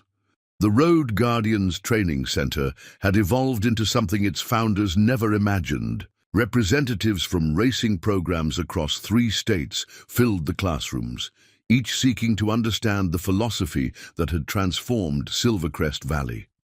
Emily observed from her usual quiet corner as Ace faced an unexpected challenge. "We've got a situation in Riverside County," Sarah reported, reviewing urgent messages on her tablet. "Their racing program's different. It's not a failed corporate center. It's a successful one. But their top instructor reached out privately, said they're hitting all their metrics, but missing something essential." Before Ace could respond, Jack Wilson entered with news from his recent mentoring trip. "The Millbrook Canyon riders we trained, they're making waves, started working with younger kids, showing them there's a better path than street racing. But now, other communities are asking for similar programs, and they're struggling to keep up with demand." The morning's training session paused as Marcus received a call from a professional racing team. They'd heard about the Road Guardian's success and wanted to establish a development program for young riders. "They've got state-of-the-art facilities," he explained, "but they're missing the heart of what we do."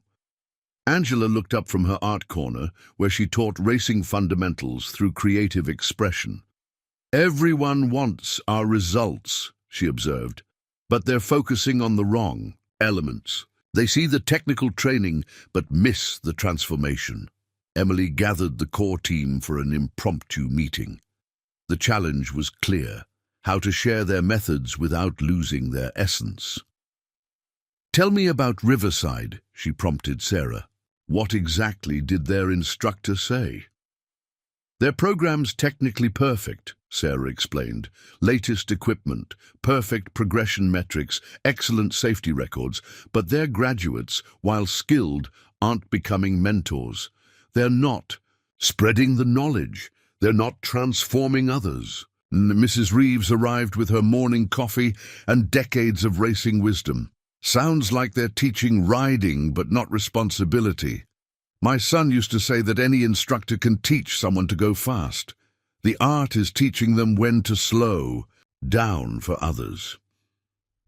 The solution emerged through an unexpected source. One of the young riders Jack had brought in weeks ago approached the group. "Been thinking about what makes this place different," he said. "At my old training center, they taught us racing lines perfectly, but here You taught us why those lines matter, not just for speed, but for leading others safely through them. Ace studied the rider, someone who'd arrived resistant, but was now helping newer students understand basic concepts. That's it, he realized. We're not just teaching skills, we're teaching stewardship. The day's activities shifted to demonstrate this principle. Emily led an advanced session where experienced riders learned not just higher-level techniques, but how to break them down for others. Angela showed her art students how to become teaching assistants, using their creativity to help younger riders understand complex concepts. "Watch this," Thomas called out from his workbench. A young rider was teaching another student basic maintenance, passing on knowledge he'd received just weeks before. The cycle of learning and teaching happened naturally, without corporate metrics or standardized progressions. The breakthrough came during the afternoon session. The Riverside instructor who'd reached out arrived to observe, watching as the road guardians demonstrated their philosophy in action. He saw how every lesson carried a deeper purpose, how technical excellence served human connection. "I understand now," he said, observing Jack work with a group of former street racers. "We've been so focused on producing skilled riders, we forgot about producing guardians." Sarah's phone lit up with more messages, other programs facing similar realizations. "They're all asking the same question," she reported. "How do we build not just skill, but spirit?" The answer crystallized as they watched the day's activities unfold. Experienced riders naturally helped newcomers. Former street racers shared their stories of transformation. Every technical lesson carried a lesson in responsibility. "This is what we need to share," Emily told the gathered instructors. "Not just your training methods, but your transformation methods. Each community needs both skill and spirit to sustain real change."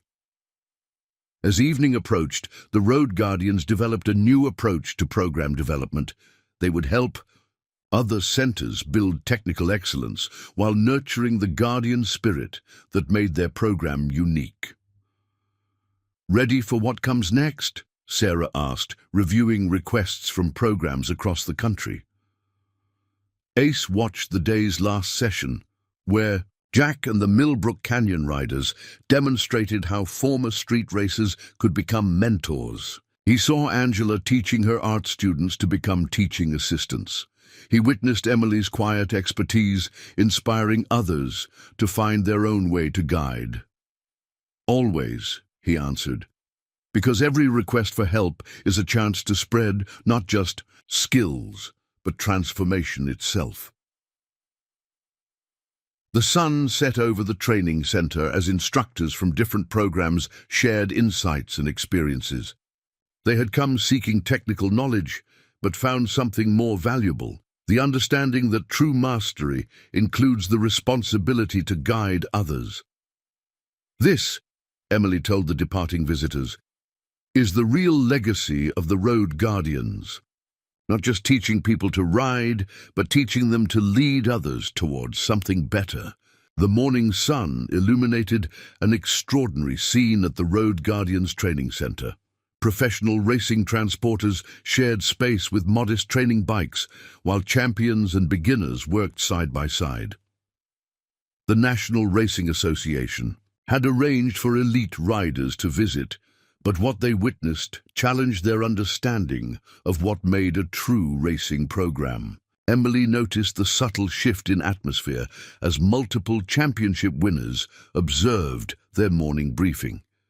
These accomplished racers had come to evaluate the program that was transforming the racing community's approach to development. However, their presence would test the Road Guardians' principles in unexpected ways. "Your safety record is impressive," one champion observed, reviewing their statistics. "But your lap times seem conservative. In professional racing, every tenth of a second matters." Before Ace could respond, a commotion erupted at the entrance. A group of young riders arrived, their bikes bearing the scars of a recent street racing incident. Their leader, a teenager named David, stepped forward with unexpected courage. "We heard about what you did in Millbrook Canyon," he said, addressing Jack Wilson, "about how you're helping riders find a better way. We lost a friend last night, street racing in Thompson's Gorge. We don't want to lose anyone else." The professional racers watched as the Road Guardian's response unfolded. Instead of immediately jumping to instruction, Ace guided the group to Angela's art corner. "Before we talk about racing lines," he explained, "let's understand what brings you to them." Through Angela's creative approach, the young riders began sharing their stories. They drew their fears, their aspirations, the pressures that had led them to dangerous racing. The professional racers observed with growing interest as technical instruction took a back seat to human connection. "This is unusual," one champion commented to Emily. "Most development programs would start with skill assessment." "Because most programs focus on creating racers," Emily replied quietly. "We focus on creating guardians. The speed comes naturally, when the foundation is right." The day's true test emerged during the afternoon session. The professional racers had planned to demonstrate advanced techniques, but instead found themselves drawn into the Road Guardian's transformational approach. They watched as Jack worked with the Thompson's Gorge riders, using his own journey. From street racing to mentorship as a bridge to understanding, Sarah coordinated with local authorities, arranging for the gorge to be properly evaluated for a potential training facility. "Converting dangerous spots into safe training grounds," she explained to the visiting champions. "It's become part of our method." The breakthrough came unexpectedly. One of the professional racers, a multiple championship winner, approached David's group. "You know," he began, "I started on the streets too. Thought speed was everything until I nearly lost it all in a crash. Let me show you something about racing lines, not just how to ride them, but why they matter." What followed was extraordinary. The champion wasn't just teaching technique, he was sharing wisdom. The young riders absorbed every word, not just because of his titles, but because he connected with their journey. Marcus, working with another group, noticed the shift. "See what's happening?" he asked Ace. "Even the champions are learning our way. That true mastery includes the responsibility to guide others." The transformation deepened as the day progressed. The Thompson's Gorge riders, initially seeking only safety, began to understand the deeper principles of the Road Guardians. They saw how every technical lesson carried a lesson in responsibility.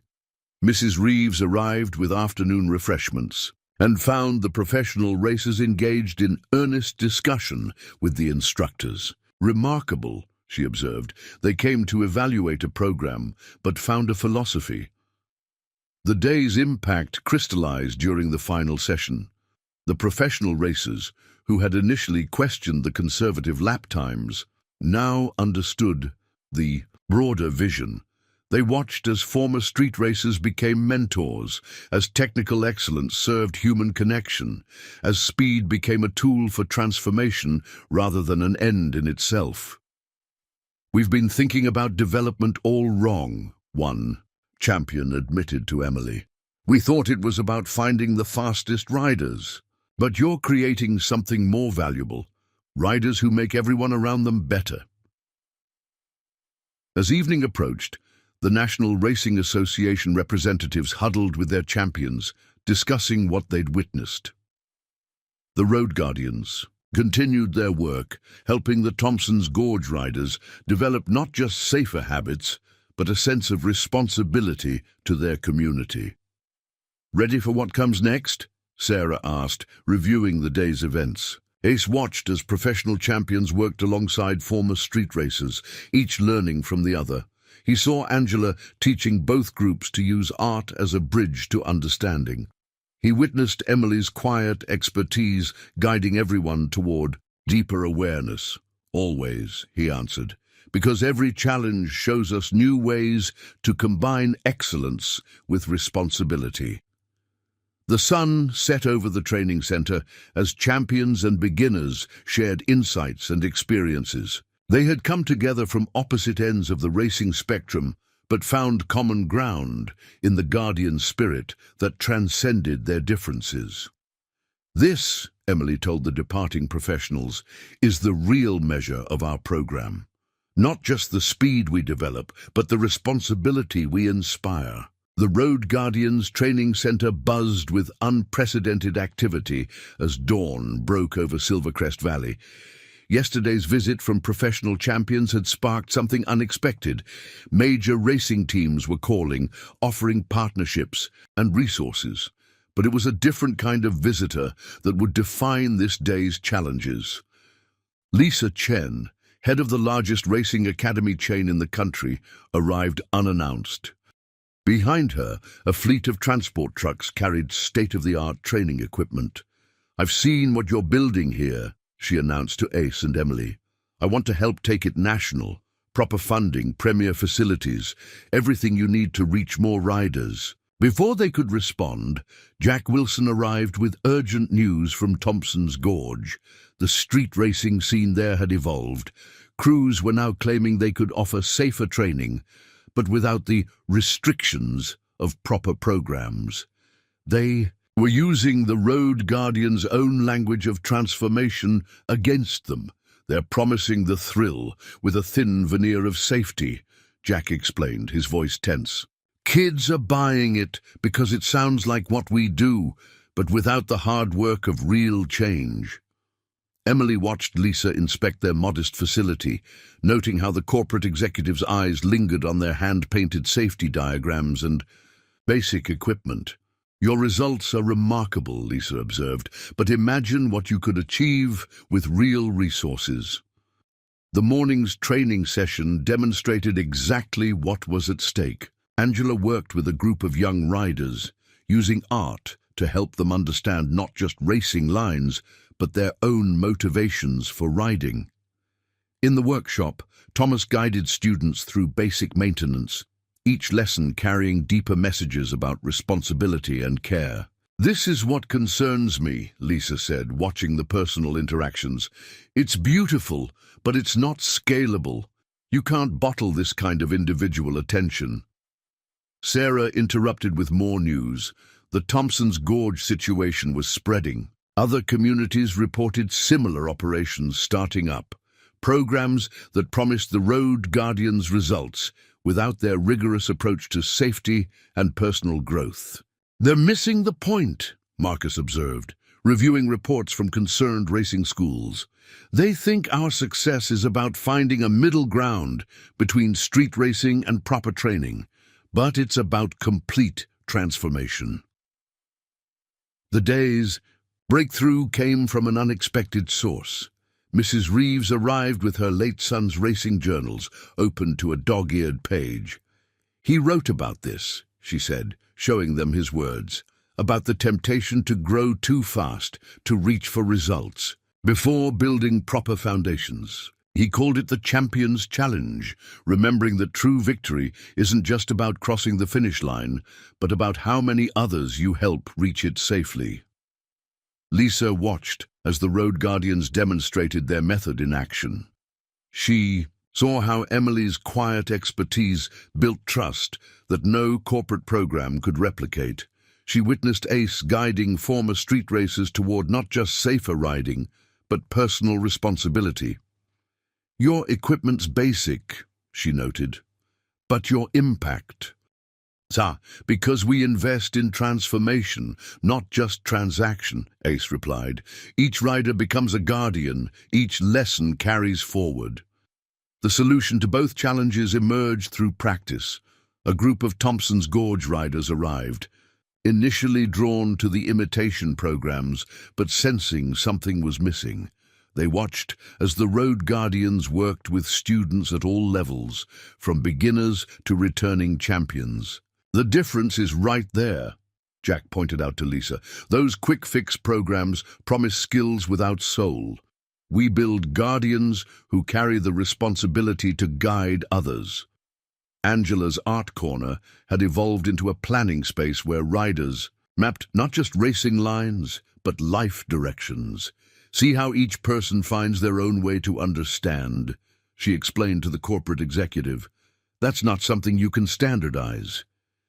As afternoon approached, Lisa witnessed something that changed her perspective. The professional champions who had visited yesterday returned, not to teach advanced techniques, but to learn the Road Guardian's method of transformation. I came here thinking about expansion, Lisa admitted to Emily. But I'm seeing something different now. It's not about growing bigger, it's about growing deeper. The day's impact crystallized during the evening session. The Thompson's Gorge riders who had come to investigate ended up sharing their stories, understanding that true progress wasn't about finding shortcuts to speed, but about building a foundation of responsibility. Ready for what comes next? Sarah asked, reviewing messages from other communities facing similar challenges. Ace watched as Lisa helped Angela set up for the next day's lessons. The corporate executive's perspective transformed by what she'd witnessed.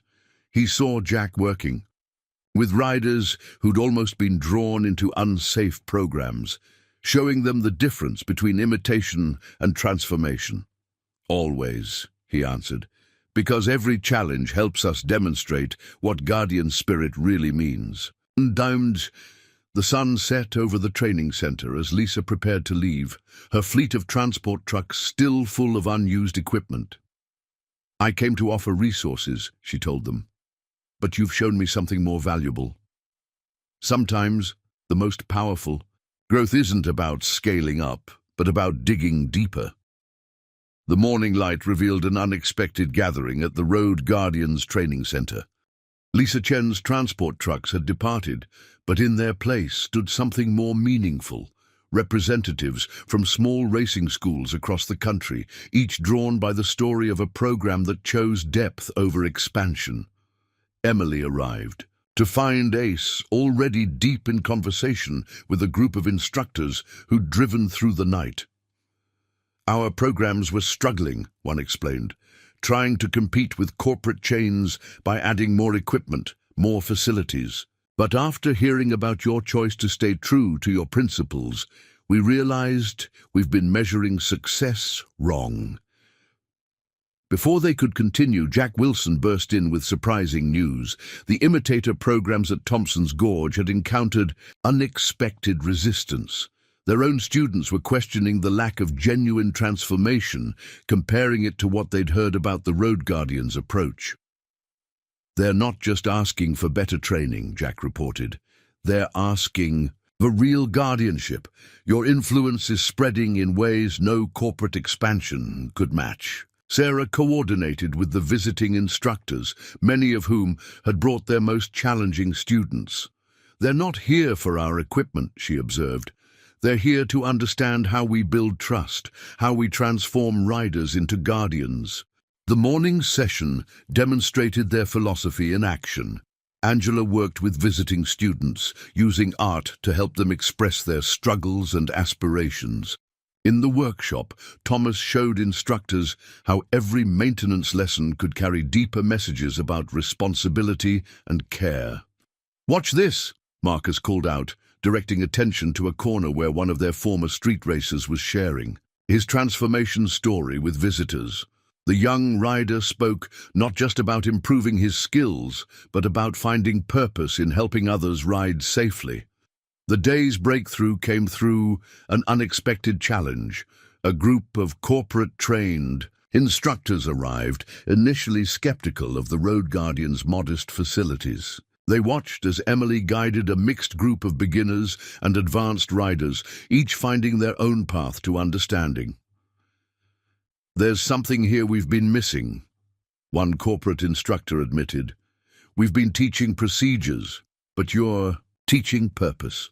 Mrs. Reeves arrived with her morning coffee and decades of insight. She found the visiting instructors studying her son's racing journals, discovering that the principles of true guardianship had deep roots in racing history. Your son wrote about this moment, an instructor said, showing her a passage, about how racing would face a choice between expansion and transformation. He saw it coming. The day's impact deepened as news arrived from other communities. The Thompson's Gorge imitators were losing students not to bigger programs, but to small local schools that had adopted the Road Guardians' philosophy of authentic transformation. They're not copying our methods, Ace realized, watching the various groups interact. They're finding their own ways to build guardians. That's more powerful than any franchise could be. Angela's Art Corner had become a hub of innovation, where instructors from different backgrounds shared their unique approaches to teaching. See how each program finds its own voice? She explained to the visitors, that's what makes the Guardian spirit grow naturally. The afternoon brought more revelations. The corporate-trained instructors who had arrived questioning the lack of standardization now saw the strength in allowing each community to develop its own approach while maintaining core principles. We've been trying to control growth, one admitted to Emily, but you're showing us how to cultivate it. Sarah's phone lit up with messages from racing schools across the country. They weren't asking about equipment or facilities anymore. They wanted to understand how to build the trust and connection that turned riders into guardians. This is real expansion, Jack observed, watching knowledge and inspiration flow in multiple directions. Not bigger buildings, but deeper impact. The day's transformation culminated in an impromptu gathering where instructors from all backgrounds shared their experiences. Corporate trainers learned from small school owners, street racing reformers offered insights to professional coaches, each contributing to a deeper understanding of what it meant to be a guardian.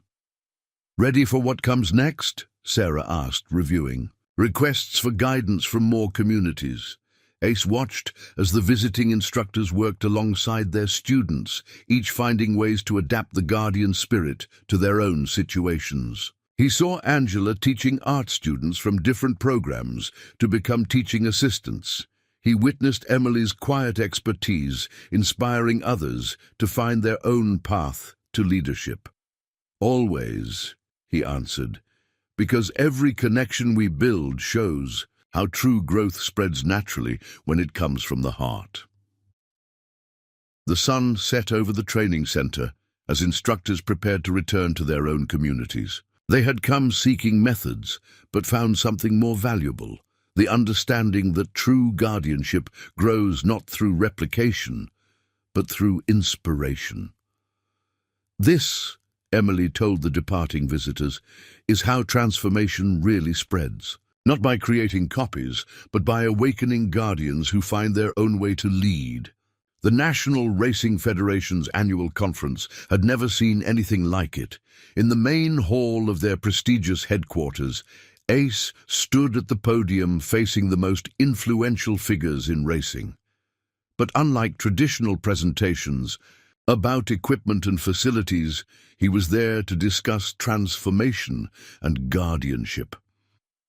Emily watched from the sidelines as racing industry leaders leaned forward in their seats, many of them skeptical of this unconventional approach. The Road Guardians' success couldn't be denied, but their methods challenged everything the establishment believed about racing development. Your results are impressive, the Federation's director acknowledged, but your approach raises concerns. How can we maintain standards across the sport if each program develops its own unique path? Before Ace could respond, Sarah rushed in with urgent news from Silvercrest Valley. A major corporate racing academy had opened nearby, offering what they called a standardized Guardian program. They were using the Road Guardians' language while stripping away the very essence that made it work. They're promising guaranteed results in half the time, Sarah reported, complete with certificates and branded gear. They're missing the point entirely, but their marketing is drawing people in. The conference hall stirred with murmurs as Jack Wilson stepped forward. The former street racer, now a respected instructor, addressed the assembly with unexpected eloquence. "You're asking about standards," he said, "but the highest standard isn't a uniform method, it's a transformed life." To demonstrate their point, Angela had set up her art corner in the conference venue. Industry executives watched in amazement as young riders expressed their journey through creative work, each finding their own way to understand racing principles. "This is what concerns us," another Federation official noted. "It seems unquantifiable." Mrs. Reeves, who had insisted on attending, stood up from her seat. "My son was a champion under your standardized systems," she reminded them. "But his greatest legacy wasn't his trophies. It was the riders he guided to find their own path to excellence." The day's breakthrough came unexpectedly.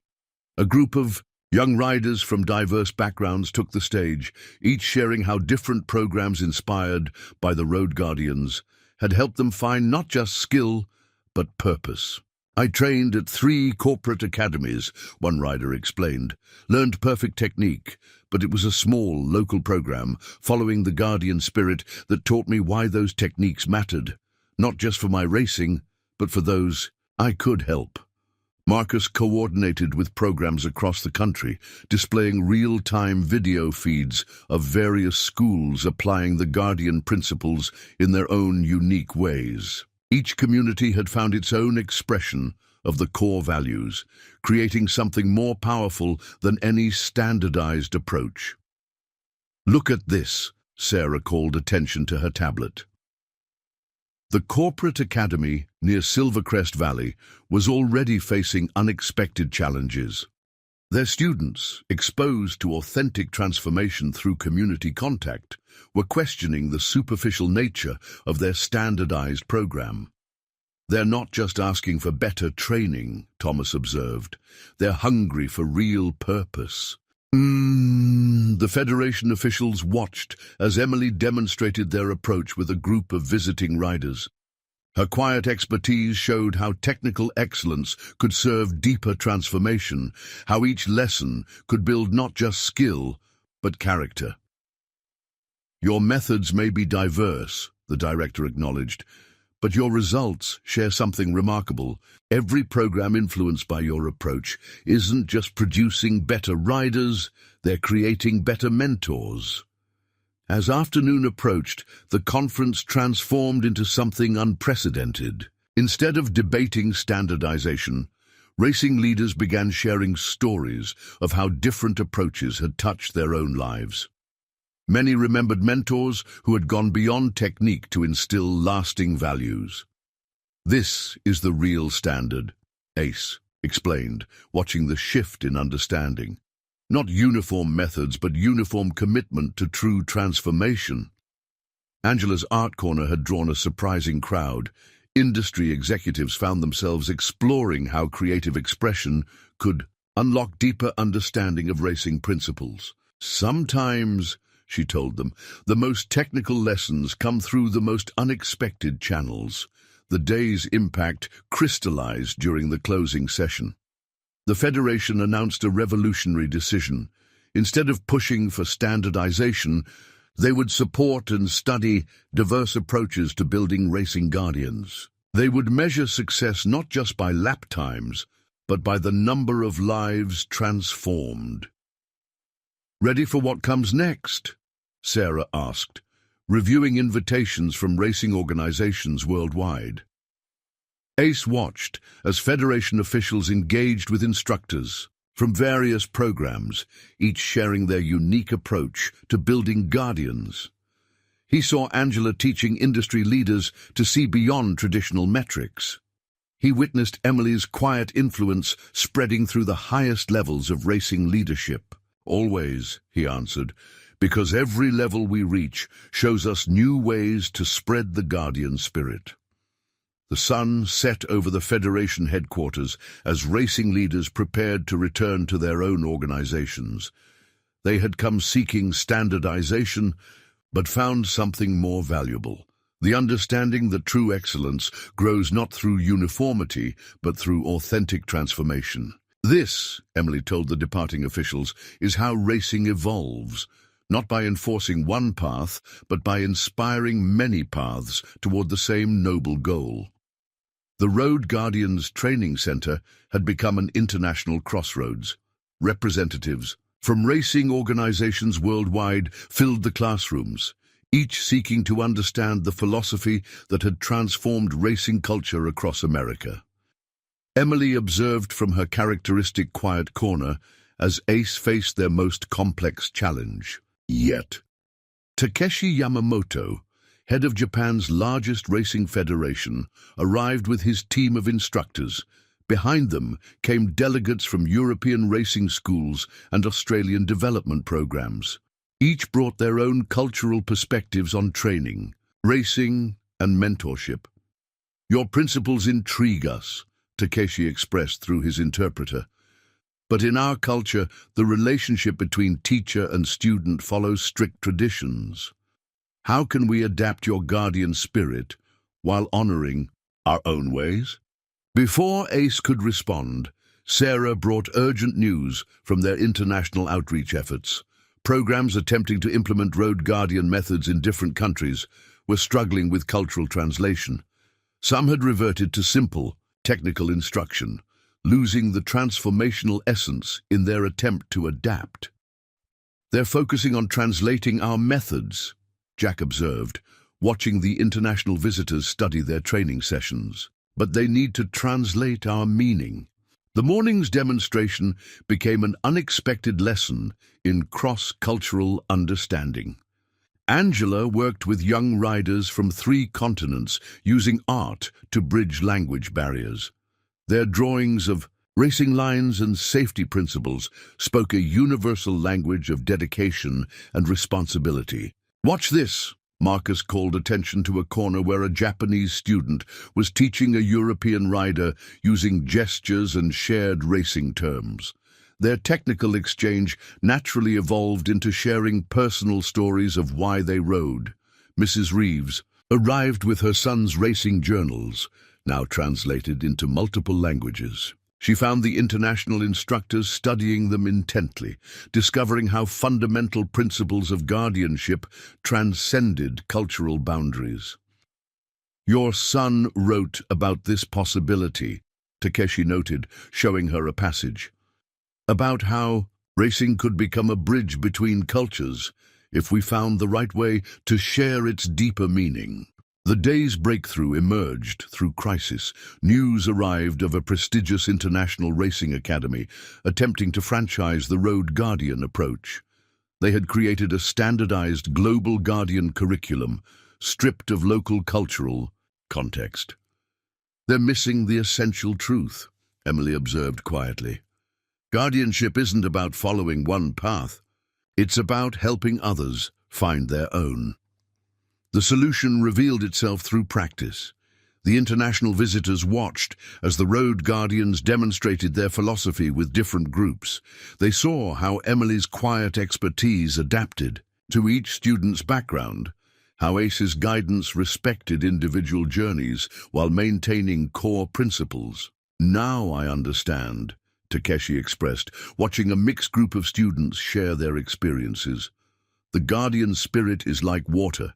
It takes the shape of its container while maintaining its essence." Sarah coordinated with programs worldwide, sharing stories of successful cultural adaptation. Australian instructors had integrated Guardian principles with their outback riding traditions. European schools had woven the philosophy into their historic racing heritage. "This is real global growth," Jack realized, watching knowledge flow across cultural boundaries, not imposing one way, but inspiring many paths to the same goal. Angela's art corner had evolved into an international laboratory of understanding. Students from different cultures found ways to express Guardian principles through their own artistic traditions. "See how each culture adds its own wisdom," she explained.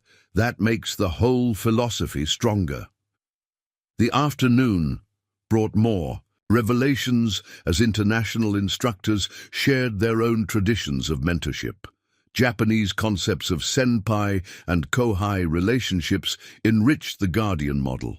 European apprenticeship traditions offered new perspectives on skill transmission. "We came seeking to learn your methods," a European instructor admitted to Emily. "Instead, you've helped us rediscover our own traditions of guardianship." Thomas worked with international mechanics, showing how technical knowledge could carry deeper lessons across language barriers. "The bike speaks its own language," he explained. "Our job is to help others learn to listen." The day's transformation culminated in an unprecedented gathering. Instructors from every continent shared their unique approaches to building guardians, each adding cultural depth to the universal principles. "Ready for what comes next?" Sarah asked, reviewing requests from racing organizations worldwide. Ace watched as the international visitors worked alongside their students, each finding ways to express guardian spirit through their own cultural lens. He saw Angela teaching art students from different traditions to become bridges of understanding. He witnessed Emily's quiet expertise, inspiring others to find their own cultural path to leadership. "Always," he answered, "because every cultural perspective shows us new ways to understand what being a guardian truly means." The sun set over the training center as instructors prepared to return to their countries. They had come seeking a formula, but found something more valuable: the understanding that true guardianship grows stronger through cultural diversity. "This," Emily told the departing visitors, "is how transformation spreads globally, not by erasing differences, but by celebrating how each culture enriches the guardian spirit."